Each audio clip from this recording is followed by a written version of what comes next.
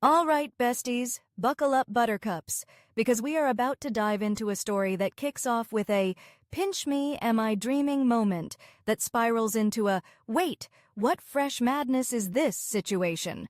We're talking about dreams, dust bunnies, and a destiny so wild it makes fairy tales look like instruction manuals. Main story point 1, the unexpected windfall and the bizarre condition. Picture this. Maya Rodriguez, mid-20s, a whirlwind of vibrant energy and paint-splattered everything. Her talent? Oh, it was undeniable. Her canvases exploded with color, with life, with a raw, fierce beauty that could stop you dead in your tracks on a grimy city sidewalk. She was a street artist, a pavement poet, pouring her soul onto brick walls and rolled-out tarps, her art a fleeting masterpiece for anyone lucky enough to pass by. But her bank account? Honey, that was a different kind of masterpiece, a masterpiece of minimalist living, shall we say. More like chronically, tragically, is ramen a food group?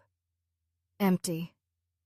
Maya lived in a shoebox apartment that probably had more personality than square footage, tucked away in a part of the city that the tourists, and probably the health inspectors, forgot existed. Her days were a hustle, a dash of commissioned mural work if she was lucky, a sprinkle of selling small pieces at a local flea market, and a whole lot of hoping her landlord wouldn't notice her rent was, yet again, fashionably late. Her dreams were big, technicolor, gallery opening, change the world big. Her reality? Mostly involved strategically placed buckets for a leaky ceiling and the eternal quest for affordable art supplies. Then, on a Tuesday that was shaping up to be just another scrape by and pray kind of day, it happened. The letter. Not an email, not a text, but an actual, honest-to-goodness, old-fashioned letter. Thick, creamy envelope, an embossed crest she didn't recognize, looking ridiculously out of place amidst her usual collection of overdue bills and takeout menus. Curiosity, that mischievous little cat, got the better of her. She slid it open with a palette knife, because of course, and her jaw, besties, her jaw dropped. And not in a, ooh, a surprise coupon for half-off pizza kind of way. More like a, did I accidentally inhale too many paint fumes today? Kind of way. The letter, penned in a font so fancy it probably had its own trust fund, informed Miss Maya Rodriguez that she, the girl currently debating whether to use her last $5 on instant coffee or a bus pass, had been named the sole heir to the entire estate of one Mr. Silas Blackwood. Silas Blackwood? The name echoed in her brain like an empty concert hall. Never heard of him. But a quick, frantic search on her cracked smartphone revealed he wasn't just some random rich dude. Oh no, Silas Blackwood was a legend, a reclusive, eccentric, borderline mythical tech billionaire. Think Howard Hughes meets Willy Wonka with a dash of a mad scientist. He'd made his gazillions revolutionizing some kind of micro-robotics or quantum doodad. The details were hazy, shrouded in secrecy, just like the man himself. He hadn't been seen in public for decades, living like a hermit in some far-flung, mysterious location.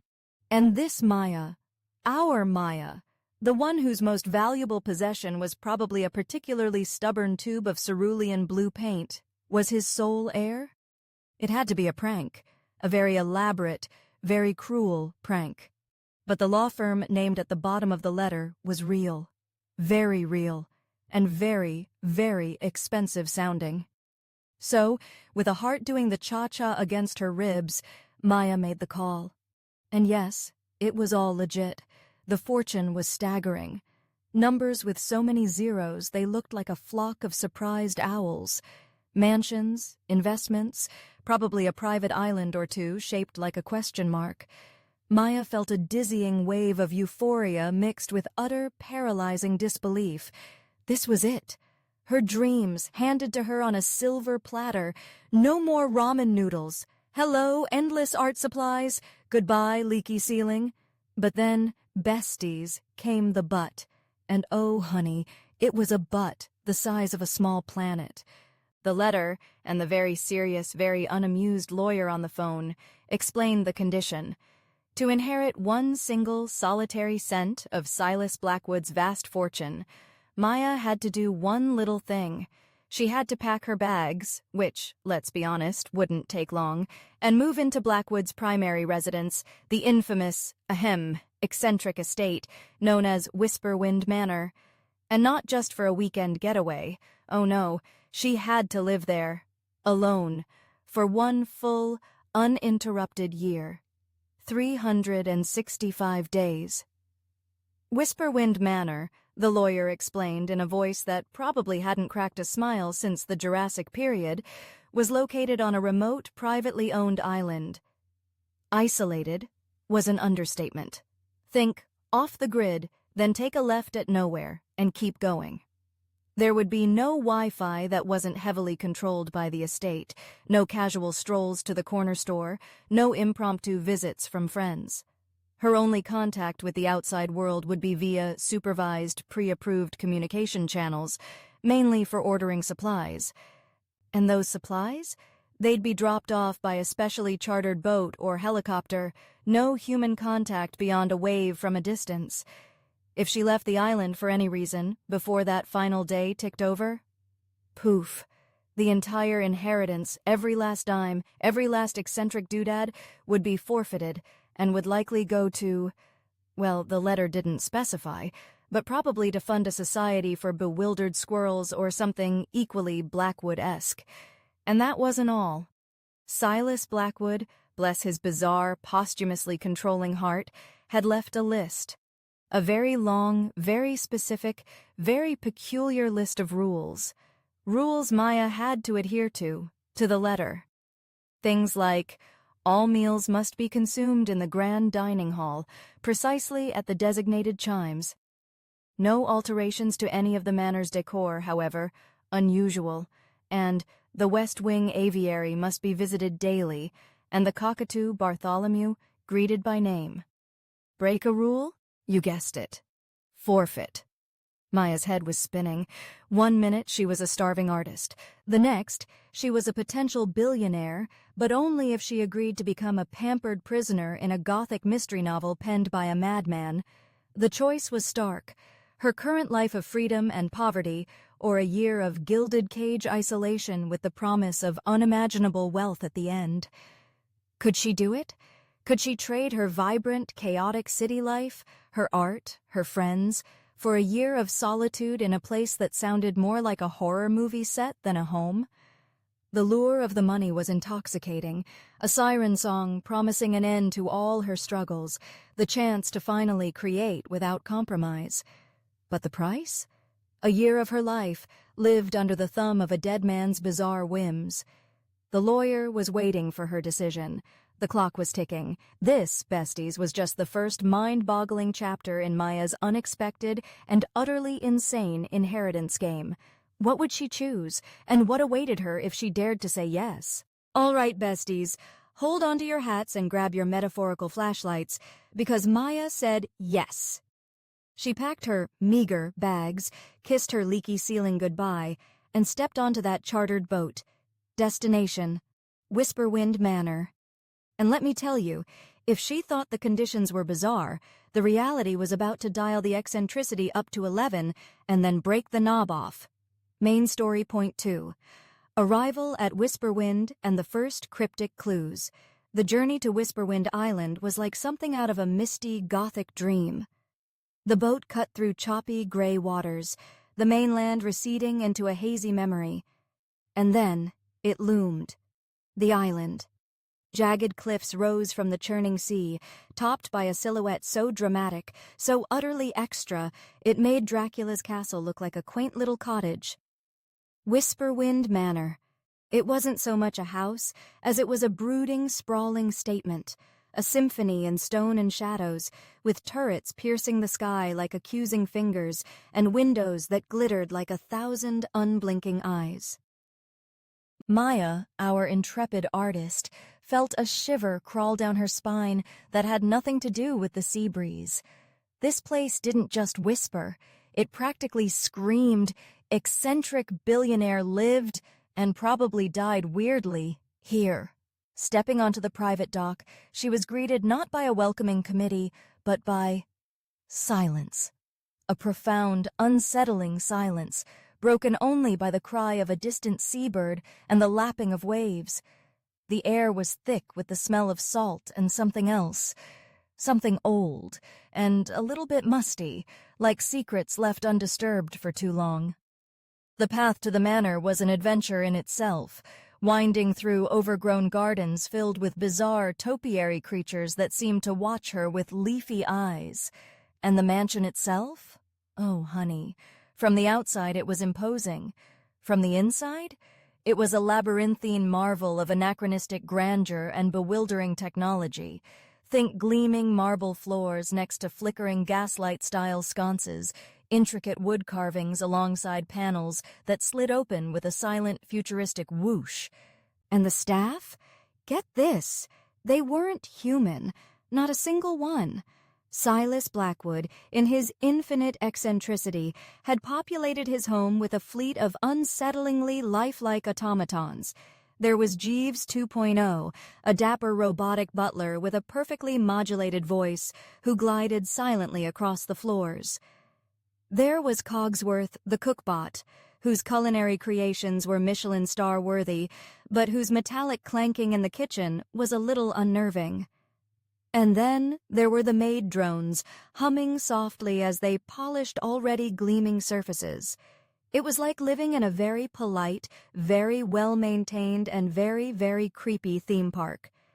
Maya's designated suite was opulent, a dizzying mix of Victorian velvet and chrome, with a 4-poster bed that could sleep a small village and a bathroom that looked like it had been beamed in from the Starship Enterprise. But comfort was a fleeting thing when every shadow seemed to dance and every floorboard creaked with untold stories. The first few days were a blur of trying to navigate the sprawling mansion. She got lost approximately 17 times just trying to find the grand dining hall for her precisely timed meals, adhering to the peculiar rules. Yes, she dutifully greeted Bartholomew the cockatoo, who seemed to regard her with a distinct air of feathered suspicion, and generally feeling like Alice after she'd tumbled way, way down the rabbit hole. Then, on the third evening, as she was contemplating the artistic merit of a particularly disturbing oil painting of what looked like a squid playing the banjo, it happened. A section of the library wall slid open with a sigh, revealing a hidden alcove. And there, hovering in midair, was a shimmering, holographic image of Silas Blackwood himself. He looked exactly as the blurry, decades-old news clippings had portrayed him. Gaunt, with wild flyaway gray hair, eyes that burned with an unnerving intensity, and a mischievous, almost manic grin. "Welcome, Maya Rodriguez," the hologram boomed, his voice a crackly recording. "To Whisperwind, and to the game." The game? Maya's heart did a little flip-flop. "You see, my dear," hologram Silas continued, pacing his shimmering, insubstantial space, "I was never one for conventional inheritances. So boring, so predictable. No, no. My fortune is not simply to be given. It is to be earned. Or rather, solved." He then proceeded to explain that her year at Whisperwind wasn't just about putting in the time. It was a test, a series of puzzles, riddles, and challenges he had meticulously designed. Each one would lead her closer to understanding him, his life, his work, and ultimately to the true key to his legacy.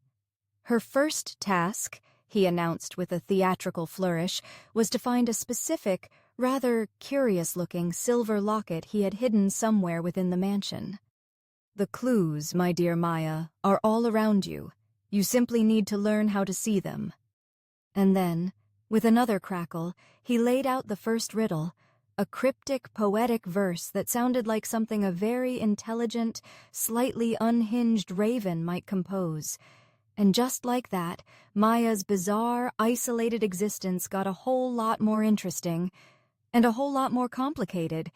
The silver locket. The riddle was her only guide. Suddenly, the strange paintings, the oddly placed statues, the peculiar books in the library, They weren't just eccentric decor anymore. They were potential clues. The mansion itself transformed from a creepy prison into a giant interactive puzzle box.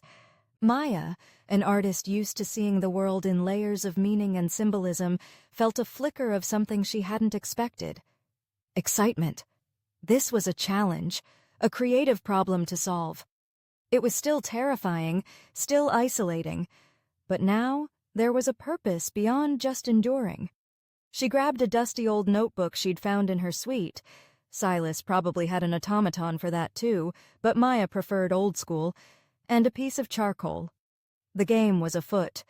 She had to navigate this bizarre, technologically advanced, yet eerily anachronistic mausoleum of a mansion, decipher the ramblings of a dead billionaire, and find a locket. All while being served perfectly chilled champagne by a robot butler and trying not to jump out of her skin every time a hidden panel decided to reveal a new, unsettling portrait of Silas looking particularly maniacal. This, besties, was where the real adventure began. The isolation was still a heavy cloak, but now it was embroidered with intrigue. What secrets did Whisperwind Manor hold? And what exactly was Silas Blackwood playing at, even from beyond the grave? Maya was about to find out, one cryptic clue at a time. All right, besties, Maya is officially in the game. She's deciphering riddles, dodging creepy automatons, and generally trying not to lose her artistic mind in the gothic wonderland that is Whisperwind Manor. But just when she's starting to get a tentative grip on Silas Blackwood's bizarre, posthumous scavenger hunt, a new wrinkle appears. And this wrinkle, my friends, has sharp teeth, expensive lawyers, and a serious case of that should be mine-itis, main story point 3. The scheming relatives and the sabotage begins. So, picture this. Maya, covered in a fine layer of ancient dust and cobwebs, because some clues, apparently, preferred to hide in the most forgotten nooks and crannies, is actually making progress. She's deciphered a couple of Silas's more obscure poetic ramblings, navigated a secret passage behind a surprisingly mobile suit of armor, which nearly gave her a heart attack, let me tell you, and is hot on the trail of that elusive silver locket. She's even started to find a weird sort of rhythm in the manor's peculiar routines, and Bartholomew the Cockatoo has downgraded his opinion of her from suspicious interloper to mildly tolerable food bringer. But here's the thing about billion-dollar fortunes left to unknown street artists under ridiculously specific conditions. They tend to make the news, and not just the, "Oh, isn't that a quirky human interest story" kind of news. More like the, "Get me my lawyer, this is an outrage" kind of news for certain other parties. Enter the Blackwood brood, or, as Maya would soon come to think of them, the vultures in very expensive shoes. Specifically, we're talking about Agatha Blackwood Pensington, Silas's estranged older sister. Imagine a woman whose resting face could curdle milk from 50 paces, with a ramrod-straight posture that suggested her spine was personally offended by the concept of slouching. Agatha was all sharp angles, sharper pronouncements, and a wardrobe that screamed, "I lunch with minor royalty and find them frightfully dull." She hadn't spoken to her utterly mad brother Silas in decades, deeming him a blot on the otherwise pristine, in her mind, Blackwood family name. But his money? Oh, that she had very strong opinions about, namely, that it should belong to her. And trailing in her formidable wake was her son, Julian Pensington. If Agatha was a viper, Julian was a particularly smarmy, silver-tongued garden snake. He was all designer suits that probably cost more than Maya's entire apartment, a charming smile that didn't quite reach his cold, calculating eyes, and an air of entitled boredom. Julian saw the Blackwood fortune not as a birthright, but as a very large, very shiny stepping stone to an even more lavish lifestyle than the one he already enjoyed. When news of Maya's peculiar inheritance, the year-long stay, the bizarre rules, the whole shebang, inevitably leaked, probably thanks to some disgruntled junior clerk at the law firm who sold the story for a month's rent, Agatha and Julian went from simmering resentment to full-blown five-alarm fury. A street artist? An unknown paint-splattered nobody? Inheriting their family fortune while they, the actual Blackwoods, well, Pensington in Julian's case, but details, were left with, well, still a considerable amount of their own money. But it was the principle of the thing, and the sheer, unadulterated gall of Silas. They immediately lawyered up, of course, tried to contest the will, claimed Silas was clearly bonkers, which, to be fair, wasn't entirely off the mark, but legally sound bonkers was another matter. But Silas, that crafty old coot, had apparently dotted every I and crossed every T with the precision of a brain surgeon performing micro-origami. The will was ironclad. The conditions, however bizarre, were legally binding. So if they couldn't get Maya out through the courts, Agatha and Julian decided they'd have to get her out through other means. Since barging onto the heavily secured, privately owned Whisperwind Island wasn't exactly an option, Silas, it turned out, had invested heavily in deterrence, both technological and probably involving strategically placed moats filled with ill-tempered robotic swans. They had to get creative. And by creative, I mean underhanded, conniving, and generally despicable. The sabotage began subtly. First, it was the supply drops. Maya, per the rules, had to submit her list of necessities through a secure, heavily monitored online portal. Suddenly, her orders started getting weird. She'd request fresh vegetables and receive a crate of artisanal, single-origin marzipan. She'd ask for cleaning supplies and get a lifetime supply of novelty rubber chickens. Minor annoyances, designed to frustrate, to make her feel even more isolated and at the mercy of a chaotic system. Then, things escalated. The supervised communication channels, the ones she could use to briefly, and with much scrutiny, contact the outside world for emergencies or pre-approved family check-ins, started acting up. Calls would drop.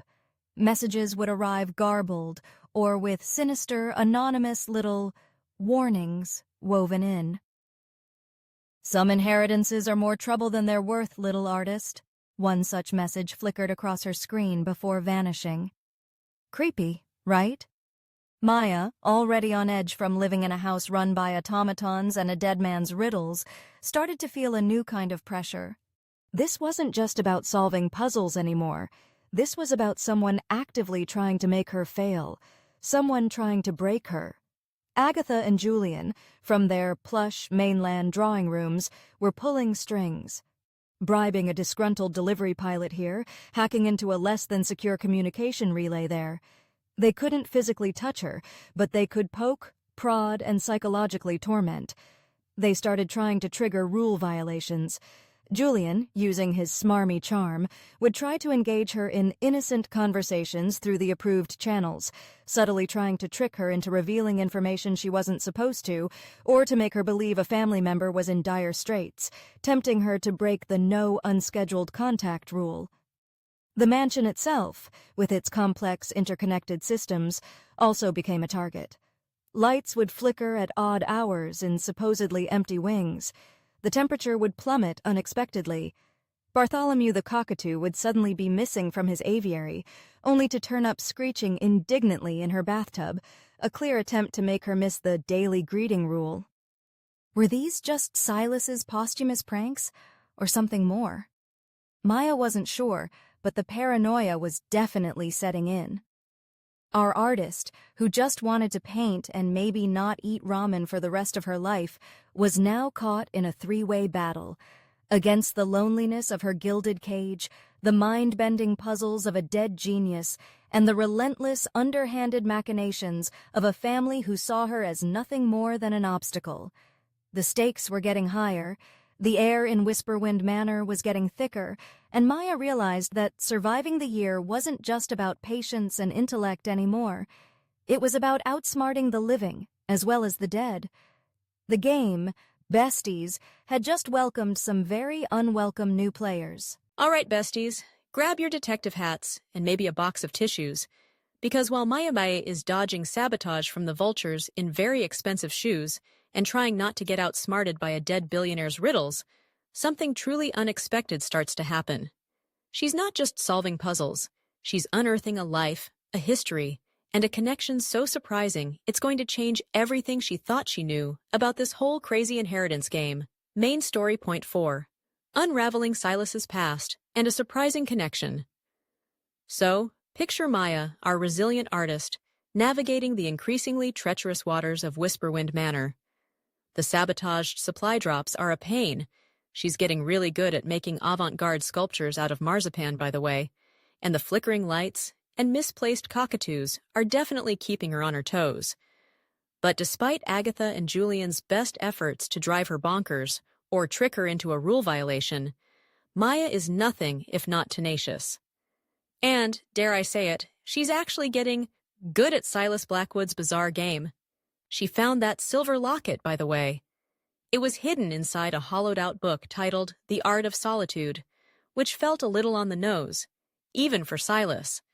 And inside the locket, not a picture, but another tiny, rolled-up riddle, leading her to the next stage of this elaborate, posthumous scavenger hunt. As Maya follows this breadcrumb trail of cryptic clues, she's not just unlocking hidden compartments and secret passages. Whisperwind Manor, it turns out, has more secret passages than a spy movie convention. She's unlocking Silas Blackwood himself. The puzzles lead her to dusty attics filled with forgotten trunks, to locked studies where his blueprints and half-finished inventions lay scattered like fallen soldiers, and to hidden safes containing not jewels or gold, but something far more revealing. Silas's personal effects. We're talking stacks of leather-bound journals, their pages filled with his spidery handwriting, detailing everything from groundbreaking scientific theories to his surprisingly poignant observations about the mating habits of the local puffins. There are old, crackly audio recordings where his voice, younger and less hologrammy, muses on the nature of loneliness and the pitfalls of genius. And there are faded photographs, Silas looking surprisingly normal, almost happy in his youth, before the shadows of fame and isolation seemed to consume him. Slowly, painstakingly, through these remnants of a life lived in extraordinary seclusion, Maya begins to piece together the man behind the myth, the eccentric behind the billionaire. He wasn't just a mad genius playing games. He was complicated, deeply intelligent, yes, but also profoundly lonely. He craved genuine connection, she realized, but was terrified of betrayal, having been burned badly in the past. And the journals hinted, with a bitterness that even time hadn't softened, that much of that burning had come from his own family. His sister Agatha, in particular, was painted as a cold, grasping woman who only ever saw him as a walking, talking bank vault. The puzzles themselves start to feel different, less like arbitrary tests of intellect and more like a story, a carefully constructed narrative of his life, his passions, his regrets, all laid out for her to discover. It was as if Silas was speaking to her from beyond the grave, not just challenging her, but confiding in her. And then, besties, came the bombshell. The one that made all the marzipan sculptures and robotic butlers seem almost normal by comparison. One particularly fiendish riddle led Maya to a hidden compartment behind a loose stone in the manor's ancient wine cellar, which, by the way, was stocked with enough vintage vino to keep a small nation tipsy for a decade. Not that Maya was partaking much. Rules, remember? Inside, nestled amongst cobwebs and forgotten bottles, was a small, tarnished wooden box. And inside that box, a collection of old, sepia-toned photographs and a bundle of letters, tied with a faded blue ribbon. As Maya carefully unfurled the letters, her heart began to pound. They weren't from Silas, they were to Silas. And they were signed by a name she recognized with a jolt that shot right through her. Esmeralda Rodriguez, her grandmother. Her abuela Esme, who had passed away years ago, a woman Maya remembered for her warm hugs, her incredible cooking, and her stories of a brief but memorable time working for a very brilliant, very peculiar young inventor, before she met Maya's grandfather. Maya's hands trembled as she read. The letters painted a picture of a young, bright-eyed Esmeralda, working as a research assistant, or perhaps a junior engineer for a much younger, much less reclusive Silas Blackwood, back before he became the Silas Blackwood. They spoke of shared dreams, late-night brainstorming sessions, a genuine intellectual spark, and maybe even a hint of a tender, unfulfilled affection. There were mentions of a collaborative project, a revolutionary little device they had been working on together, something that Silas, in his later journals Maya had already found, had credited as the very first seed of his eventual technological empire. But then, the letters stopped, abruptly, and a later, more melancholic journal entry from Silas hinted at a misunderstanding, a parting of ways, a regret that seemed to haunt him. He never mentioned Esmeralda by name in his public life, and Abuela Esme had only ever spoken of that time in vague, wistful terms. Suddenly, it all clicked into place with a clarity that was both exhilarating and heartbreaking. This was why. This was why Maya, the unknown street artist, had been chosen. She wasn't just a random name pulled from a hat. She was a connection, a living link to a past Silas had cherished, a past he perhaps regretted losing, a past tied to someone who had seen his brilliance before the world, and his family had twisted it. The inheritance wasn't just about money anymore. It wasn't just about solving a dead man's games. It was personal. It was about understanding her own family history, about uncovering a secret her beloved abuela had carried. It was about understanding Silas Blackwood, not as an eccentric billionaire, but as a man who had perhaps been searching, even in death, for a way to reconnect with a piece of his lost humanity, a piece embodied by the granddaughter of a woman he had once deeply respected, and maybe even loved. Maya sat there, in the dusty wine cellar, surrounded by ghosts and riddles, the letters clutched in her hand, tears streaming down her face. The game had changed. The stakes were no longer just financial. They were deeply, profoundly emotional. She had to see this through, not just for the fortune, but for Silas, for Abuela Esme, and for herself. The true inheritance, she was beginning to realize, might be far more than just money. It was a story waiting to be fully told, and she, Maya Rodriguez, was the one chosen to tell it. All right, besties, strap yourselves in, because we've reached the grand, dramatic, hold your breath and don't spill your popcorn finale of Maya's insane inheritance game. She's unraveled secrets, dodged sabotage, and discovered a connection to Silas Blackwood that's turned this whole thing personal. But the year is almost up, the vultures are circling, and Silas has one last, epic challenge up his holographic sleeve. Main story point 5, the final challenge, confrontation, and true inheritance. Picture this.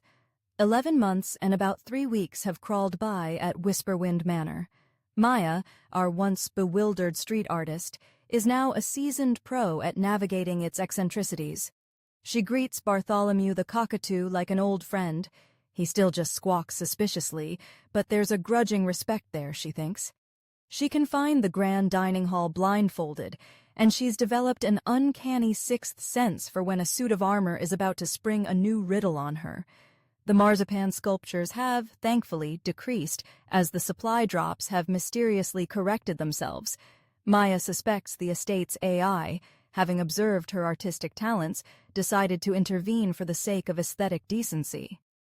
She's also on the cusp of solving Silas Blackwood's grand puzzle. The clues, the journals, the recordings, they've all led her on a journey not just through the mansion, but through the labyrinth of Silas's brilliant, lonely mind. She understands him now, his quirks, his regrets, his yearning for genuine connection, especially his unspoken respect for her abuela Esme. But just as she's about to place the final piece of his elaborate posthumous puzzle, Silas, via his ever-dramatic hologram, unveils the final challenge. And oh, honey, it's a doozy. It's not just a riddle this time. It's a complex, multi-layered task that requires her to synthesize everything she's learned about him, his work, his passions, and even the quirky mechanics of Whisperwind Manor itself. It's a challenge designed to test not just her intellect, but her empathy, her creativity, and her understanding of what Silas truly valued. It might involve reactivating one of his forgotten, groundbreaking inventions, or composing a piece of music on his bizarre, custom-built organ, or even creating a piece of art that truly captures his complex legacy. The stakes? Only everything. And as if that wasn't enough pressure, guess who decides to make a dramatic, uninvited appearance? You guessed it. Agatha Blackwood Pensington and her smarmy son, Julian. Somehow, some way, probably involving a boatload of cash slipped to a less than scrupulous boat captain, or perhaps Julian finally put his charm to nefarious use, they've managed to bypass Whisperwind Island's formidable security.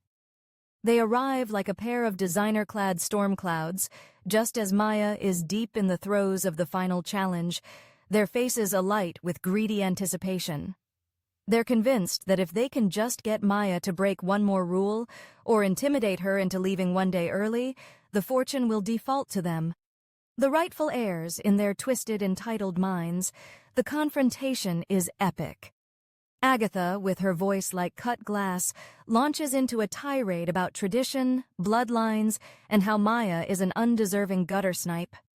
Julian, all smooth insincerity, tries to sweet-talk Maya, to reason with her, offering her a small, generous settlement to just walk away and forget this whole silly charade. "Think of the peace of mind, my dear," he coos, his eyes glinting like a shark's. But this isn't the same Maya who arrived on the island almost a year ago, wide-eyed and overwhelmed. This Maya has faced down robotic butlers, deciphered the ramblings of a dead genius, and lived in splendid, unnerving isolation. She's resourceful, she's confident, and she's not about to be bullied or bamboozled by these two gilded grifters. "Actually, Julian," Maya retorts, a spark in her eye, her paint-stained fingers surprisingly steady, "I'm rather enjoying the game, and I think Silas would want me to see it through." What follows is a thrilling cat-and-mouse game. Maya has to complete Silas's final challenge, which is already a monumental task, while simultaneously fending off Agatha and Julian, who are now actively trying to sabotage her progress within the manor itself. They're knocking over vital components of her task, trying to lock her out of crucial rooms, even attempting to reason with Jeeves 2.0, who, being a robot programmed by Silas, is hilariously immune to their charms and threats, merely responding with, "I am not authorized to deviate from Mr. Blackwood's designated protocols, madam." Maya, using her intimate knowledge of Whisperwind's secret passages, its quirky gadgets, and even her artistic ingenuity, leads them on a merry chase. She might use a strategically placed automaton to escort Agatha to the very loud aviary, or accidentally trigger a harmless but very distracting light show in the wing Julian is snooping around in. She's not just playing Silas's game anymore, she's playing her own. And then, the climax. Maya, with seconds to spare on the clock of her one-year deadline, and with Agatha and Julian practically breathing down her neck, makes the final move. She solves the final challenge. Perhaps she reactivates Silas's long-dormant empathy engine, a device designed to translate complex emotions into beautiful, abstract visual art, a perfect fusion of his tech and her passion. Or maybe she plays a hauntingly beautiful melody on his strange organ, a melody that encapsulates his loneliness and his genius, echoing through the grand halls of Whisperwind. As she completes the task, a hidden panel slides open, revealing not a vault of gold, but a simple, handwritten note from Silas. It's addressed to her, by name. He congratulates her, not just for her intellect, but for her heart, for understanding him. He tells her that the true inheritance isn't just the money, though, yes, that's all hers too, every last cent. The true inheritance is the freedom to create, the means to make a difference, and the knowledge that she was chosen not by chance, but because he saw a kindred spirit in the granddaughter of his long-lost friend. Agatha and Julian are left sputtering, defeated, as Jeeves 2.0 politely, but firmly, escorts them off the island, their dreams of an easy fortune dissolving like sea foam. Maya stands alone in the grand hall of Whisperwind Manor, no longer a prisoner, but its master. The year is up. She's won. She's a billionaire, yes. But more importantly, she's found a profound connection to the past, a newfound understanding of herself, and a clear vision for her future. She'll use Silas's legacy not just to fund her own art on a scale she never dreamed possible, but to support other struggling artists, to foster innovation, to do some actual good in the world, something Silas, for all his wealth, perhaps never quite figured out how to do. The true inheritance, besties, wasn't just about the money.